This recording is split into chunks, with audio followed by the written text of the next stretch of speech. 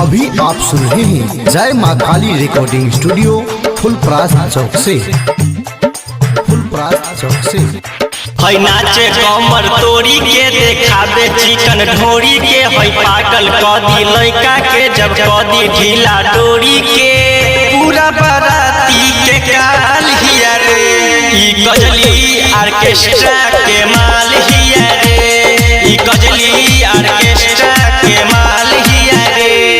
है नाचे कमर तोड़ी के देखाबे चिकन ढोरी के, है पागल कदी लइका के जब कदी ढीला डोरी के।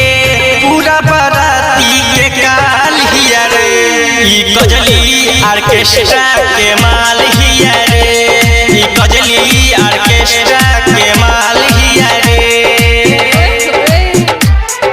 डीजे हरिओम बसंतपुर, डीजे हरिओम बसंतपुर, ई गजली ऑर्केस्ट्रा के माल हिया रे। लइका जवान में हो चल जाई गोली, जब सरकाई दी जो बना से चोली, जो बना से चोली, जो बना से चोली। जब कूदे लहंगा उठाई के तोड़ दी चौकी हिलाई के, लगता कि आइटम बवाल हिया रे। ईरानी ऑर्केस्ट्रा के माल हिया रे, ईरानी ऑर्केस्ट्रा के माल हिया रे। डीजे हरिओम बसंतपुर, डीजे हरिओम बसंतपुर,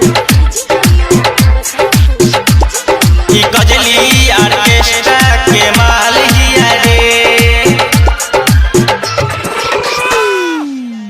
राइटर राजू हो माल ई चौपाहबा, खोदला पर भर के ला तनी मार खाहबा, तनी मार खाहबा, तनी मार खाहबा। एकरा पे हमरो निगाहबा, सकला पे दहिया ठाहबा।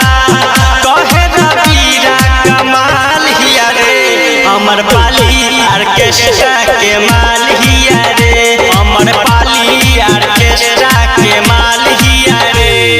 है नाचे कमर तोड़ी के देखाबे चिकन ढोरी के, है पागल कदी लइका के जब कदी ढीला डोरी के। पूरा बाराती के काल हिया रे, ई गजली ऑर्केस्ट्रा के माल